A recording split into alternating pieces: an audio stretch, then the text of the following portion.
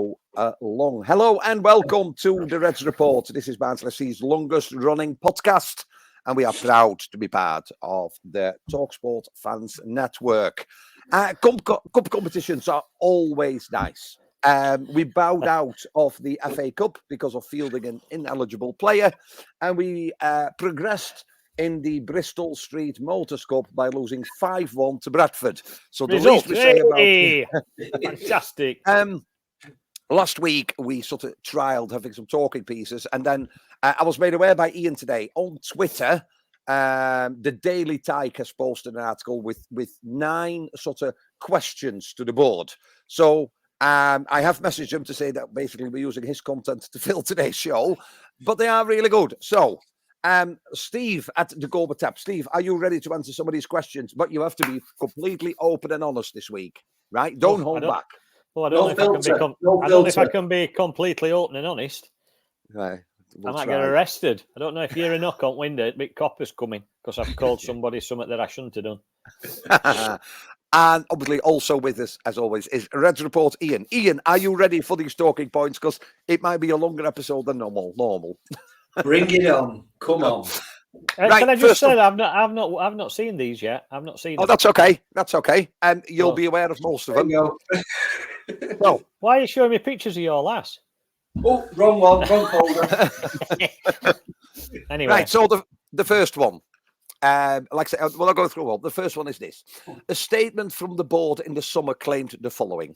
Every penny that comes in from transfers will go towards buying new players, giving existing players better contracts, and paying the wages of our dedicated staff who run the club. In the summer, estimated transfer incomings were 9 million. Estimated spend below 500,000. When will the fans see money reinvested into new players or new contracts? Now, we know that contracts are not always easy because there's a lot of stuff outside of the team and those 11 or those 18. But, Ian, for you, fair point, isn't it? It was probably a record summer for sales and money coming in, and actually brought in, I'm not saying very little, but a lots of, again, free agents and everything else. Is that statement coming back to bite him a little bit, do you think? Massively on the arse, I would suggest. Oh, we're off. Yeah. We know that previous transfer windows, money's gone on this black hole of COVID, relegation and whatnot. But their very own words, the board's very own words, that it will be reinvested back in towards the playing side. However, we know, yes, it is estimated there's 9 million been brought in, but I think we know Kitchen was about 4.5. That was quite good sources from Coventry. But we know that the recruitment has come either the National League, League Two style again, and it just doesn't add up. The figures don't add up. Nobody expects us to go out and spend 5 million on a player. We've said that on previous podcasts. However, here we are with, and we've mentioned it before, the 3 best centre-halves have gone. Okay, 1 was on loan, but we've got money for the other 2, good money for the other 2. We strung Luton out for a bit more for Anderson as well. And no disrespect to the lads who've come in, we're not having a go at them, but we haven't gone out and bought £1 million, £750,000 player, have we? So it just doesn't add up. And what we want at the next fans forum is not about tea and coffee. We need to know answers about this and some proper facts. Yeah. And in fairness, I think Julian Key has acknowledged these questions and said anybody that cannot attend, you can send questions in and they will be read out and the answer will be given as well. Interesting, I believe that Khaled is not there that evening, but we'll talk about that in a bit. Steve, you're talking... He's in America, isn't he, Khaled? Hasn't he already gone? No, end of season. But this is one for you, Steve, because you'll like this one. In May, Barnsley FC agreed a deal with Fanatics. One quick look at their Trustpilot page would show this wasn't going to be good for the fans, with 83% of the 5,262 reviews being the lowest possible rating. Did the club look at this before signing the agreement, or is it yet another example of BFC failing to do their due diligence? The decision has led to fans spending their hard-earned money on overpriced goods, only to give them 3 months late, or even later in some circumstances. Some fans got sent shirts from different teams, and the club has yet to officially acknowledge this issue. You bought a shirt, didn't you, Steve? I did buy a shirt. I bought the home shirt. I was one of the 5 people that bought home shirts because we are the only ones that like them. We've banged on about this from May last year when we saw new shirts coming out. A lot of people didn't like home shirt. A lot of people did. Away shirt in white. A bit of much of a muchness. Can't say it impresses me at all. But I think everybody really, really liked the black and gold. It does look somewhat special. Unfortunately, when you would expect people to be buying shirts for the start of new season or even for open day, I can remember when we used to have unveiling at third shirt or away shirt on open day, and they were in store and people were spending hand over fist to get new shirt. It's just a farce, absolute farce. You've got somebody who's supposed to know marketing in Julianne Key. She's supposed to know all about selling and all this sort of thing. She won't get very far on Dragon's Den, would she? Let's be honest. People were going down to the shop and, we spent money on shop getting it refurbed. And there's fuck all in it, excuse my French. It's an absolute joke. It's November. It's Christmas in 3 weeks. I'd love it. I'd love an away shirt. I'd love an away shirt for Christmas. Just tell her. Just see whether my lad's hearing me. But chances of me getting one is, it's next to zero. I'm better off getting I can get a Green Bay Packers shirt. Fantastic if you fancy out like that. But to get my own club in South Yorkshire, their team shirt, I can't get one. And it's nearly December. We should be making money hand over fist now on selling shirts. Yeah. And we're not. So I'm not saying we've missed a trick. We've missed a bloody boatload of tricks. And blame has got to fall at board and at your marketing specialist, which is Julianne Key. So you explain to me, white shirts weren't ready because they said shirts weren't ready. Every other club in the country's got a shirt. Theirs were ready for start at new season. And let's face it, it's not as though we're using some Korean bloody backstreet tailor, because we're not. When you're paying 50 odd quid a shirt, you're getting Nike, Adidas, whatever. Yeah. But I don't see any other club. I don't see any second division clubs saying, I can't get hold of a shirt. Don't know about Horsham. Horsham's got a nice shirt. I bet they all got theirs at start of season. So why didn't we get ours? And whose idea was it that Fanatics was a good way to go when, let's face it, to get a Barnsley shirt previously, you went to the shop. You didn't go anywhere else because they didn't let them go anywhere else. And for me, that's how it should be. And it should just go back to club. Get rid of this internet shite because it's just an absolute joke. Absolute joke. It's the due diligence again, isn't it? Because we only have to mention Hex. Yeah. Nobody did the due diligence there. And no, because they saw pound notes in their eyes and they thought, oh, look at this. Well, somebody's going to put some money in here. Let's get them in. But like you say, Steve, no other football club had any delivery issues with their football kits. It wasn't like there was a national or international, struggle to get.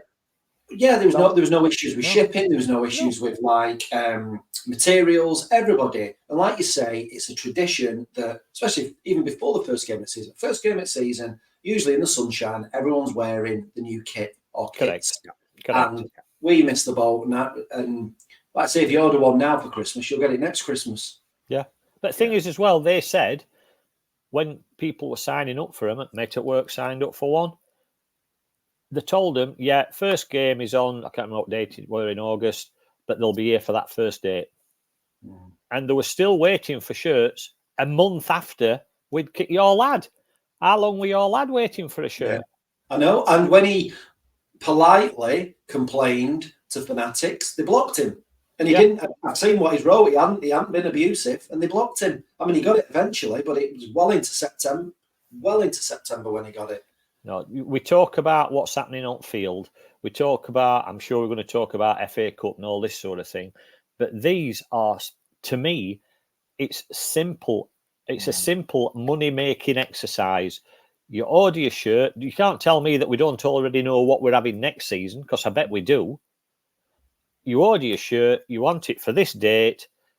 If that supplier doesn't supply by that date, that's a breach of contract. So, courts then are involved, etc., etc. I've not heard anything like that. I've not heard of any breaches of contract or all like that. All I've heard is shirts aren't ready. Well, why aren't shirts ready? I found it really strange when they announced the partnership with Fanatics. I understand if you're a Chelsea and Man United with fans all over the globe. Barnsley. And I'm not saying we might have, but I just felt that, will that account to Fanatics mean the same as the Chelsea, or will we always be? And it just feels like if there was a problem or there was a demand on another shirt, the Barnsley shirts will just have to wait. It's again, it's a huge own goal, but it's one that hurts them, isn't it? Because how many people, if we stay with Fanatics, are going to say next season, I'm not getting one? Well, you're never going to get any passing trade, are you? No. Nobody's going on Fanatics spreadsheet website thinking, a Chelsea shirt, or I'll get a Formula One shirt, or I'll get an IndyCar shirt, or basketball, or whatever. And then while they're looking, they're going to go, oh, that Barnsley shirt looks nice. I think I'll buy that. They're going to go, Barnsley, what is that? And move on. So, I totally don't understand it. And then you pay your 50 quid, it says delivery time, I don't know, 3 to 4 months or whatever it is, isn't it? Or what it was. So, right, I might as well keep going because we're on a roll now.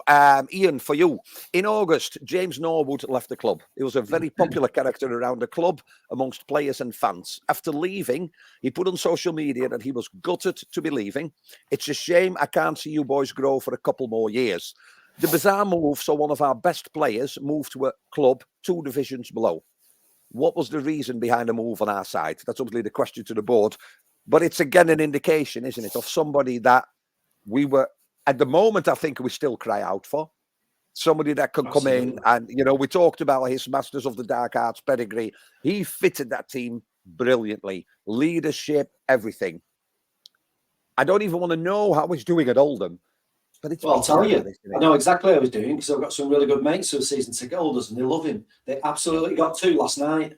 They said, I said to him, you're preaching to the converted. They're like, he's a proper centre forward. And I know he's a couple of leagues down, but they said, like, as a footballer, they get it and he'd have done it as a job this season. Anyway, moving on from that bit.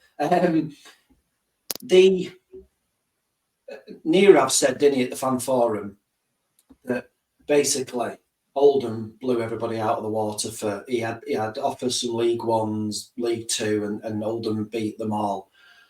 But Norwood himself said he was gutted to be leaving. He's not gone for the money. Yeah, he's been forced out and he's gone to what suits him, which is fair play. He's looked after himself. It's probably the last big contract of his career, right? But the timing after he came out with them quotes about not being happy with the recruitment for the season, and then one will be tied within a fortnight, he's out the club. And you're not telling me it was purely because he wanted to go, because his words are he was gutted to be leaving. And you could tell he enjoyed it here. That stinks of he's put some people's nose out of joint higher up with his comments that are bang on, and whether it is Khaled or somebody's moved him on. That's what they've done. They've moved him on. Seen a bit of a quick buck to try and get some money because obviously he's got 12 months left on his contract. But he's come out and been honest. And he's not, let's face it, that interview wasn't exactly damning. He didn't come out and absolutely slate the club, but he come out and told some truths, and he was gone 10 days later. True. Says a lot, doesn't it? Says a lot. Yeah. Steve, your next one. In May, Khaled promised some big and exciting news. That's later. What year, mate? Never mentioned a year, did he? Later, in a statement in July, the board claimed, we were hopeful of concluding things before July and sharing the news with you. We do expect to be able to announce in the coming weeks. It's now late November, and we've still not heard anything. Do you think fans are entitled to know what this big news is? And again, is this an unfortunate comment made too early by somebody in one of the highest roles within the club? Are we worrying over nothing? But it's when you add everything up, the fanatics, the transfers, everything else we're going to talk about in a bit, which is the cups. It's again, isn't it? They're not doing themselves any favours at all, are they, Steve? It's one of them things. I think he opened his mouth and his brain weren't in gear, or he thought that whatever it was obviously very, very much closer than it actually is. And I mean, now it's slightly medium news, isn't it? Let's be honest. Yeah, speculation has gone on for months about what it could possibly be. Well, we all have an idea, don't we? We all have a rough idea. It's something to do with ground.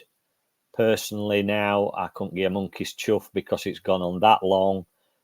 I've lost all interest in that particular part about it. I'd be happier if it was opening at Bridge in December. If that were big news, I'll take that. I'm looking forward to walking across myself. But as the chief exec of any club, any business, you don't say anything about anything until they've signed on dotted line. And for me, he's opened his mouth about something that he should not have opened his mouth about. And that, in a way, sums up his tenure as chief exec of Barnsley, to be honest. All hot air and no substance to it.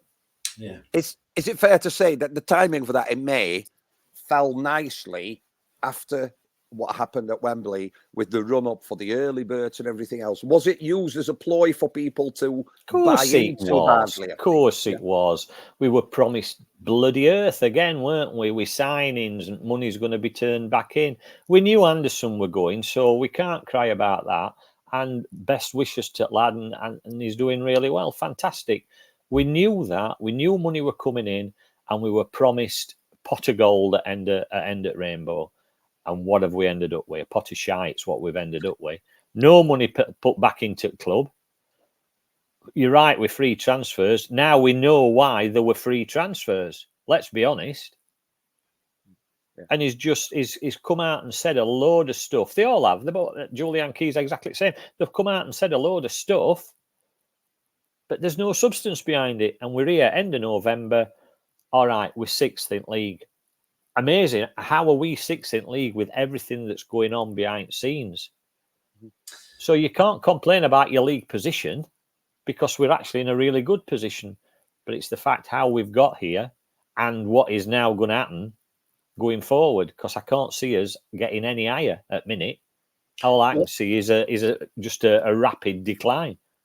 I tell you what, they claim, obviously they put some of their own, or they found some money to put in over the last 18 months, extra bit of money to the club. They were keen to say that.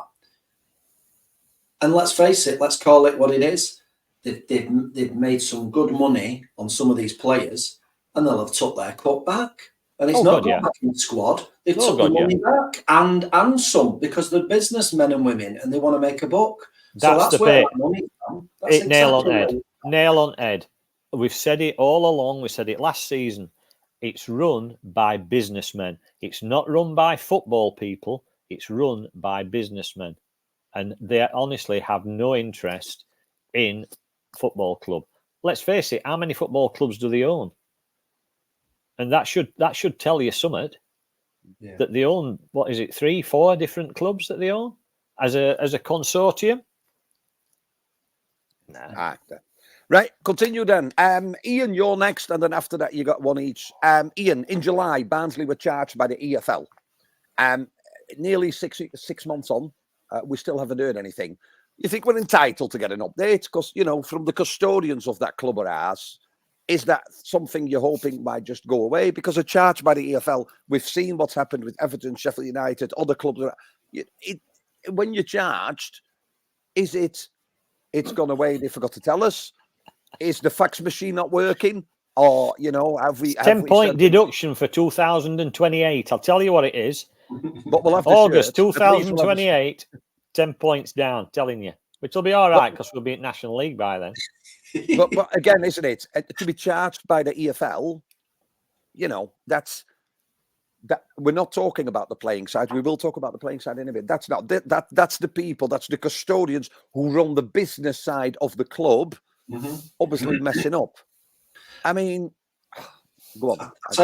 I'll tell you exactly what you'll get at the next fan forum. It'll be something along the lines of, we're working in conjunction with the EFL. We are complying with their investigation. We can't say any more, but we'll be able to tell you shortly because obviously it's EFL business. And that's what they'll come out with. They'll come out with some tripe like that to back the question off, to hide behind the fact that we can't say anything because it's under investigation.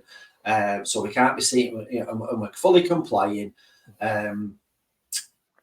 But like I say, we're absolutely entitled to know what the ins and outs of it are, because like you say, the custodians of the football club are making an absolute pig's ear every turn at the minute, aren't they? Yeah. Every single turn. And we are being embarrassed at national level. Let's have it right. I know we'll move on to the thing about the FA Cup, but this is an embarrassment at the highest level, on the front page of the BBC Sport website. You know, all the newspapers. They are spectacularly cocking it up for all the footballing world to see. Yeah. Steve, we were there at the last fans forum. The chairman stated Liam Kitchen would definitely be staying. As we all know, that statement wasn't true. Why should fans? Why should fans listen to your answers? He said that when he was like that. Well. I mean, and it's true, isn't it? And I tell you what, if that question is answered, they'll probably come up with, he came with his agent and refused to play, and we had to look at the situation and blah, blah, blah. But is it again an example of things a CEO should not be saying? Yeah. The word definitely in football is a non-existent word, isn't it? I think I'm going back to what I said a couple of minutes ago. He said things, and he said things all the way through that have not been concrete, that he can't say this is a definite and that's it. You can't use definite. I mean, as it turned out, we got some good money for Kitchen, and, you know, let's be honest, he weren't playing very well. It was obvious that he wanted to go. So, I mean, I ain't being funny, but do you slag Khaled off for that? Well, personally, no. I think he's done some good business getting shut of somebody who didn't want to play for us. I think the point is he told the little porky again, didn't he? Like, I know it's a play. Well, but did he at that time? At that time, did he think to himself, Liam Kitchen wants to stop? He's being very naive. That was very naive. Then, if he that's the thing, because you're back to, he's not a football person. Yeah, and I think this is what it boils down to. You've got somebody in charge who might be able to walk the walk, but he can't. He just opens his mouth without thinking, without any concrete substance behind it. I just mentioned it, and I think that's the point. When Dane was in charge, and I'm not saying Dane were very much better, but he came across as somebody who, you know, was candid in what he said, but actually knew what he was talking about. Khaled, to me, has never spoken as though he knows anything about League One football. But unfortunately, when you get these consortiums coming in, and let's face it, when they came in and bought us and they were going to, you know, put all this money in, or, you know, they got all this money behind them, I'm sure everybody thought, well, at least we're on the up now. We're gonna get a bit of somewhere. But yet again, it's just proven that some people, just because they've got a lot of money, buy a football club for a toy. Because that's all it is. It's either a toy or it's just to try and make a little bit of money. And let's face it, if they're saying they've put a lot of money in, especially over COVID and what have you, yeah, they're going to take that transfer fee away. And I'm still sure that they'll be down. The books won't balance. They'll still be out in money. But what I don't understand is the only way to make any money out of a football club is to be successful. But it's a case you've got to speculate to accumulate. And if you don't put out in, all you're going to get at is what we're getting at minute, which is a League One club struggling both on and off the field. Fans are shouting and bawling. Everybody's up in arms. And like Ian says, it's a national disgrace now. Christ, we don't even just get slagged off in South Yorkshire. We get slagged off all over country. Right, let's go for the proverbial shit sandwich, Dan. That was the first bit, which was very negative. Positive news coming out of Oakwell. We are looking for a director of football, boys. Who are we putting forward? I heard you got job it, Carlo. I thought you got it. No, I had a good season on FIFA 11, but I'm downhill since, mate. So no. A director of we've spoke about this before at times of a link between the board, who are businessmen and might not know League One very well or English football, a manager. We've not talked about the manager or head coach. We'll do that next week. We need that middle person. We need that link to look at recruitment and everything else. In one word for both of you, positive or negative? Director of football for Barnsley. Positive. Long overdue. Positive. Depends who it is. I'm sorry. I'm saying that. Depends who it is. Depends who it is. Second, Second, then, on social media, a couple of people putting names forward, such as Mick McCarthy, locals, being in football, knows football. Warnock, again, local. Are they the sort of people you think the board will want? Or will it be somebody from the Scandinavian third division? Yeah, sorry. Dog's dead. Dog's dead now. Anybody got a dog? Spare dog. Unbelievable. Oh, that's it now. Sorry, I just stood on there. It's only got 3 legs. That's no good, is it? I'll glue the other one back on. No, they don't. They'll want. Who would be an ideal candidate? They'll want a yes. I'm guessing they'll want a yes man. Yeah. Now the thing is, all right, a yes man you could put up with as long as he is a football person. It's got to be somebody who knows English football, whether it's just League One or all the way through leagues, whatever. It's got to be a football person. So, yeah, like you said, Warnock, his name always comes up. Yeah, fair enough. He knows. If what he don't know about football is not worth talking about. Somebody like Mick McCarthy, them sort of people, to me, are proper football people. So that is who you want to be getting in to try and make that bridge. But you're not going to get Warnock or Mick McCarthy because they'll want to do it their way. And I don't think board, I mean, let's face it, board at minute is running absolutely everything. Is it not fair to say on the other side of that argument, Ian, that actually that might really suit those two people because they've had football management at that age now where maybe they don't want to be on the training pitch and everything, but take a more, dare I say, corporate approach because it's more about strategy and long-term vision, isn't it? Yeah. Would it, or is it then a battle between the perfect candidate would be, and you put them in the pot, but actually the board are looking for, well, do they know who they're looking? But you know what I mean? The egos probably would clash, and therefore it'd be a no. Is there a candidate out there that you can think of that say that will be a good fit, or that person will be a good fit? I just think they'll go for somebody that knows the European market. I know they said obviously since Brexit we're not shopping in Europe as much now, but they'll want somebody who knows all the markets, not just somebody who knows the British market. They'll get the person in that they want to be able to. They'll be a little bit of a puppet because they're going to want to run it on a shoestring. They're going to want to, rightly so, bring some of the academy players through, but they're going to want to buy cheap, develop them, and sell them on. Now, whether your Warnocks of this world will want to work under that umbrella, that remit, I really don't know. I think that's what it's going to come down to. So I wouldn't like to say that the managers they've recruited over time, they've pulled some names out that I've never heard of. So I really wouldn't like to say, but I think it's got the potential to work. But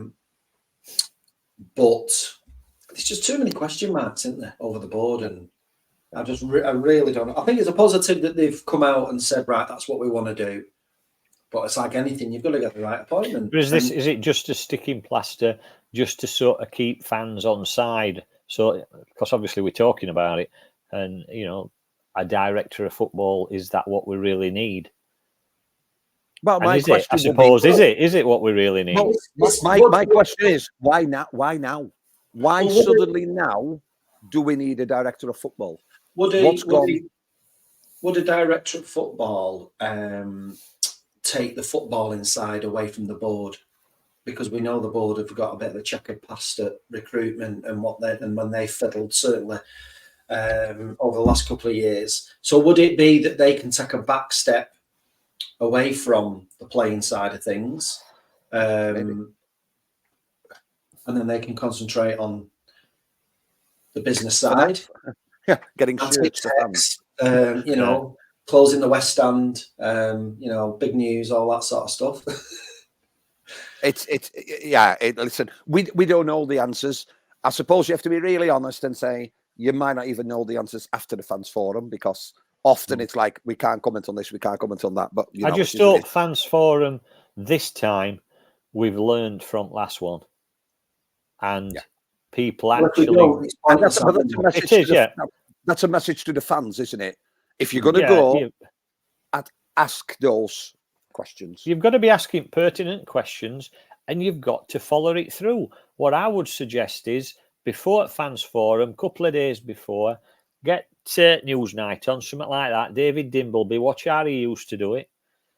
Frost, he were good and all. Bit of Michael Parkinson. So you're following them questions through. You joke about it, but you know what? That's what you've got to do. You've got to be like a dog with a bone and push them for an answer.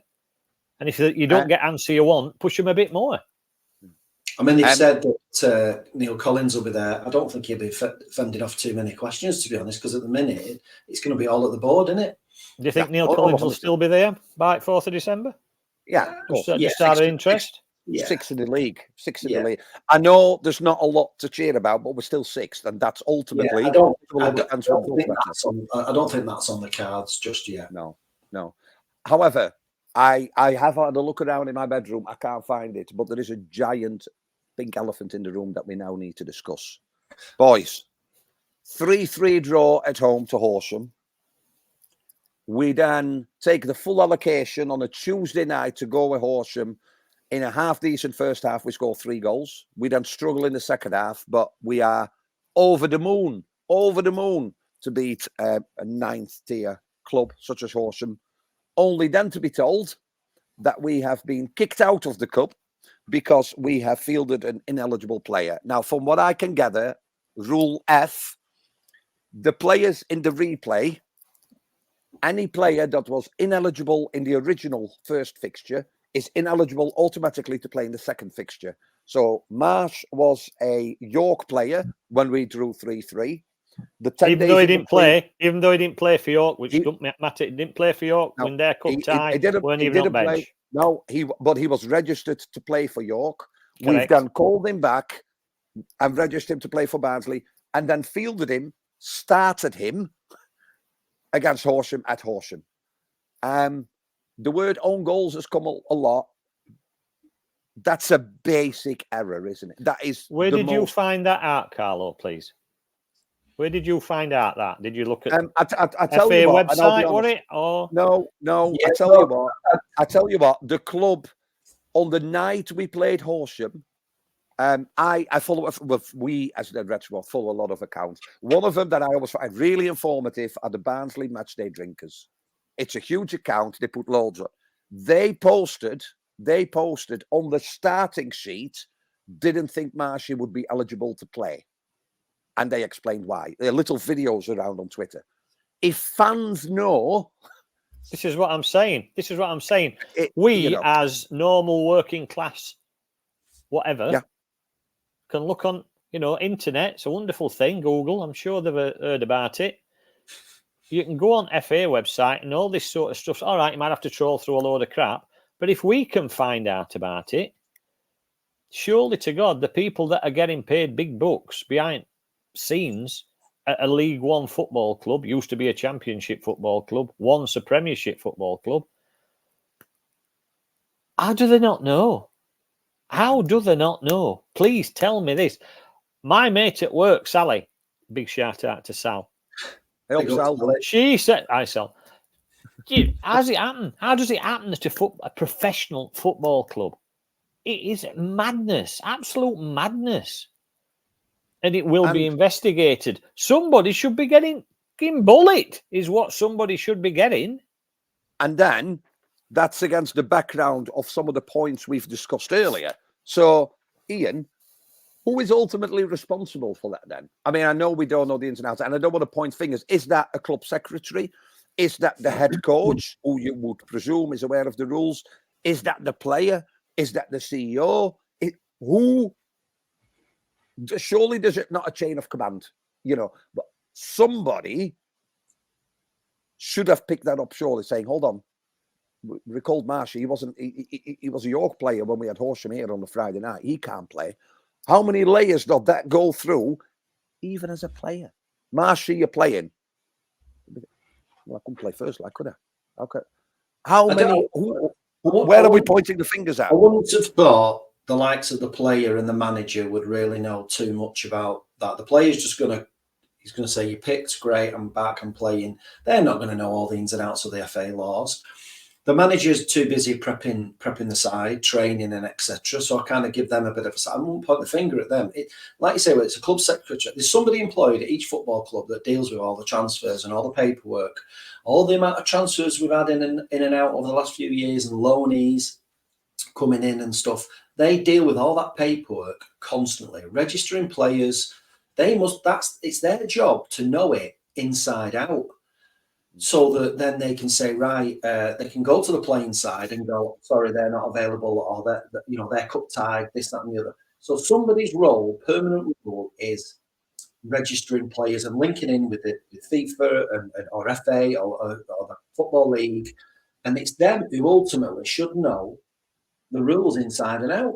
Collins is he's going to be too preoccupied with training and getting team ready. Looking at the playing side, it's not his job to know the FIFA rules inside and out.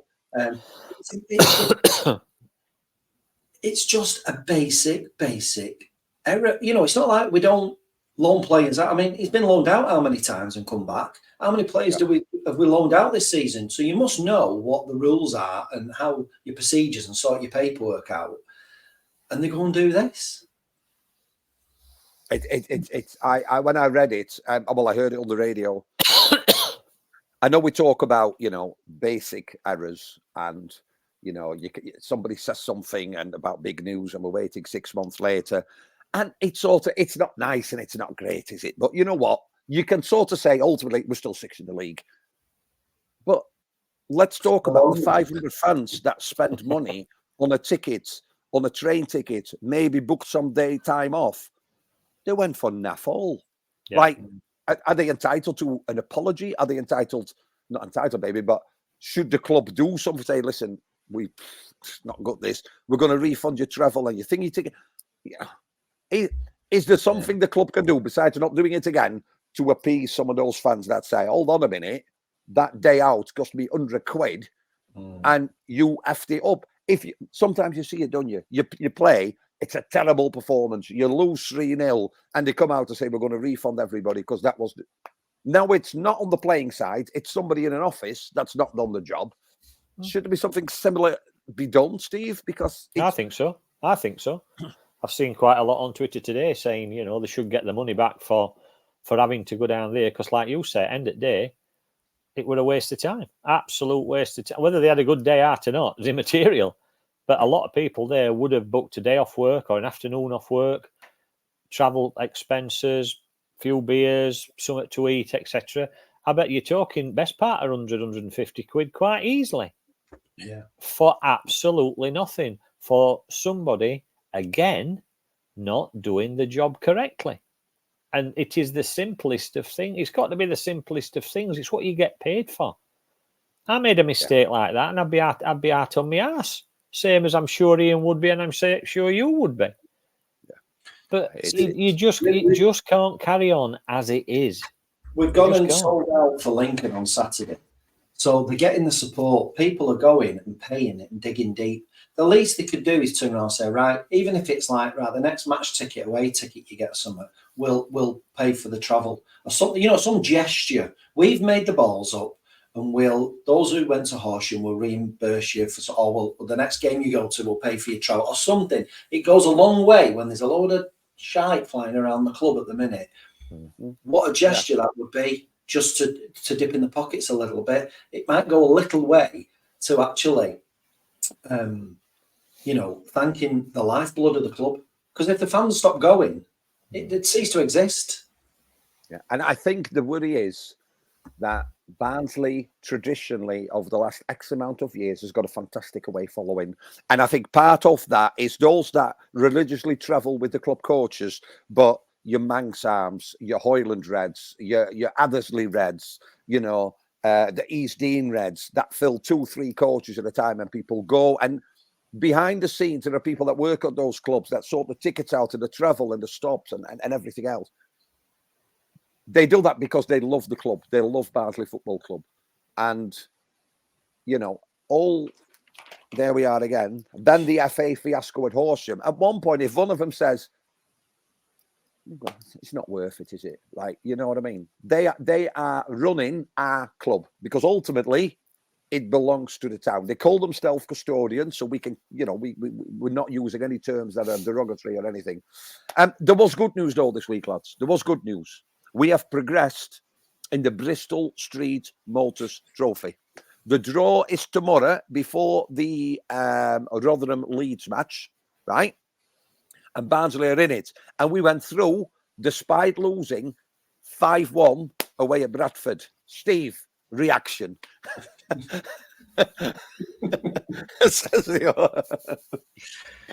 I did watch it, most of it. If anybody deserves a refund, it's them poor sods from Barnsley that actually went and had to watch. I won't even say it were a football match because I just thought I know some of the young kids were there. A couple of them are still bright sparks and I think will go a long way. But you looked at some of them players that are supposedly first team players and, I've said up to now all season, the likes of your Cosgroves and what have you, give them a chance. They're not getting service. They're not doing this. They're not doing that. And I've stuck up for them. I can't defend that on Tuesday night. Cosgrove were absolute garbage. O'Keefe, I'm sorry, I still don't think there's a footballer in O'Keefe. Some of them players just did not put a shift in. Hats off to Bradford, they did. They were up for it. They really were up for it. And I know it were a change side. And did it mean anything at the time? Not particularly. Does it mean anything now? Well, it's only cup we're going to get out in. But you just look at it. Tactics, non-existent. One of their guys, I can't remember if it was their third goal or their fourth goal. Bradford guy ran straight through middle at pitch. 4 of our players were around him. And whoa, it's magic. He's come through all 4 and he's got ball at his feet, bang back at net. They were playing out of position. It were like watching kids on a Sunday morning. There were no tactics. There were no formation. Someone hadn't got a clue where they were playing. It was an absolute balls up from first whistle to end. Up to now, for me, I've given Collins a chance. But last few games, I don't see any tactics. I don't see anything that he can change by putting substitutes on because all he does is like for like. He can't change shape. I just don't know where we go from here. And I know we're 6th in league. I know we are. But that's it. I'm getting, you get people on Twitter saying, oh, you're always moaning, but we're 6th in league. Yeah, we're 6th in league today. And I want to know where we're going to be in next 2 or 3 weeks. Because where things are at minute, we ain't going to be 6th. I just don't see any. And we've talked about it before. We talked about it last year. Identity. Where's that identity gone? But I'm not just throwing it all at Collins. Some of them players, not just on Tuesday night, but match before, proper first team players, they need to have a long, hard look at the Sens because people are paying out good money to watch shit. And that's what it is. That's what we're getting. Well, I was thinking I was thinking the next few matches are massive because there is a little bit of a tide turning online, and I know sometimes that can be a little bit skew-whiffed to what the fan base really do think. But there's a few moaning at Collins, and we said it last week. Some of the blame lies with the players, some blame, like you just said, Steve, at Collins. But the next few games are going to be whether people forget about if we have a pick up and have a decent run, we'll forget about the Bradford game. Nobody will remember it. Yeah. We trip up at Lincoln, which is very likely. We got Wickham at home, and then we got a massive run of games then through Christmas. If we're in a bit of a sticky patch then, and it really is tailing off, then that Bradford result will be at the top of the list with all the others, won't it? Yeah. Whereas if they win 3-0 at Lincoln on Saturday, you'll forget about Bradford. We get beat 3-0, Bradford's up there, isn't it? So, and it's not easy, is it? Lincoln, okay, they've played a couple of games more than us. They're only a point behind. They're clearly, doing well in 9th, I believe. The following is there again, though. Like, and it's down to those players and that head coach and his team of coaches now, isn't it? Because the fans are still backing them. And I know Lincoln's not far, but they've sold out. And that's all that matters. They've sold out. Listen, it's not a do or die match because we keep saying we are 6th in the league. But is it fair to say that the fans deserve to see the creation of an identity? What we saw in November last year under Michael Duff, when things started gelling together, because we now don't have the excuses. Luca Connell is now back. We said he was a big miss. He is now back. He's playing. He's starting. Casper Lapata is the only one that's still really injured that you can maybe say as a key player is missing. Is it crunch time maybe coming up now for Mr. Collins to get the results and the performance? Because I don't mind performing really well and narrowing losing 1-0. Well, it's the performance. You look at the table now, and we keep banging on with 6th, but we're joint with Derby in 7th, joint with Blackpool in 8th, and Lincoln, if they beat us, are only one behind us in 9th. There's a bit of a gap then to Bristol Rovers, so we're 4 clear of Bristol Rovers. So you could argue that probably the top 8, maybe long term, top 8 with Blackpool, they're the top 8 who are going to be in the mix. We could be out of that top 8. We'll by Saturday at 5 o'clock. And we could be getting left behind. And we've yet, in the next run of fixtures, we have Peterborough away over Christmas. We've got Stevenage to come. And we've not, like I said last week, we've not touched any of them teams in top 8. We've got beat quite comfortably in most of them games. So it has this talk of top 6. We could be 9th at 5 o'clock on Friday, on Saturday with a stinking performance. So it could go. It's coming to a bit of a tipping point. I hope it turns it around, and I hope we go and win comfortably at Lincoln. But it really is a tipping point, isn't it? I think potentially, certainly with the run of fixtures now.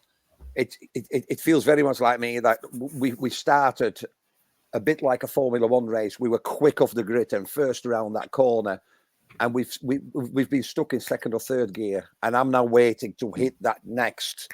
Because traditionally, the teams that do really well towards the end of the season is those that make that slow climb up and then, have that final little like we did last year. I think the thing is, though, now, mate, we need a better car.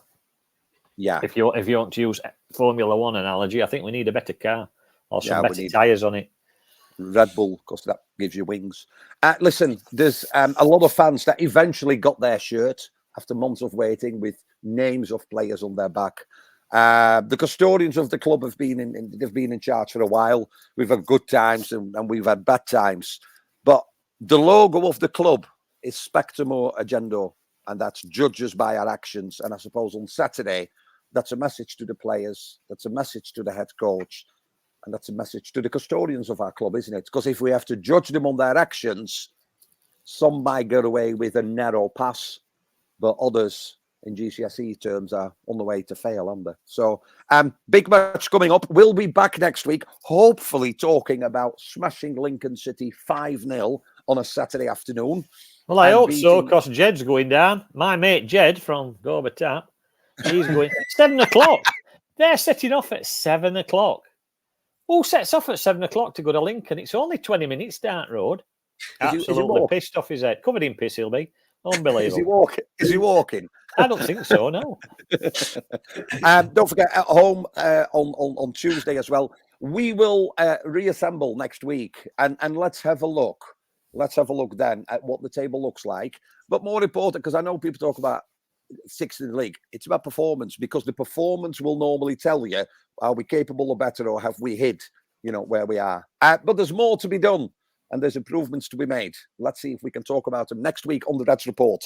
As always, thank you, Reds Report Ian and Steve at the Gorba Tap. Other taps are available. And yeah, but they're not as good, though, are they? They're not as good, let's be honest. No, but I like the one that's 3-in-1. You got boiling water.